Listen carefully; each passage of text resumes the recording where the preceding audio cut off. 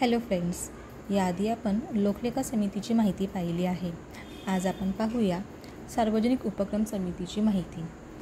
या समितीची स्थापना ही कृष्ण मेनन समितीच्या शिफारशीनुसार 1964मध्ये करण्यात आली. सुरुवातीस या समितीमध्ये 15 सदस्य होते, ज्यापैकी 10 सदस्य हे लोकसभेमधून असायचे तर 5 सदस्य हे राज्यसभेचे असायचे. 1974मध्ये या सदस्यांच्या संख्येमध्ये बदल करण्यात आला. त्यानुसार 22 सदस्यांची ही समिती करण्यात आली. या 22 सदस्यांमधून 15 सदस्य हे लोकसभेचे असतात तर उरलेले 7 सदस्य हे राज्यसभेमधून असतात. या समितीची स्थापना ही दरवर्षी करण्यात येते. या समितीचा कार्यकाळ हा 1 वर्षाचा असतो. या समितीमध्ये कोणत्याही मंत्र्याची निवड होत नाही. या समितीचा अध्यक्ष हा नेहमीच सत्ताधारी पक्षाचा असतो.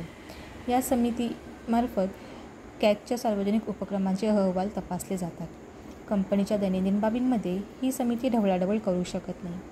सध्या 12 कंपन्यांचे परीक्षण करते आणि या समितीचे स्वरूप हे सल्लागारी स्वरूपाचे आहे.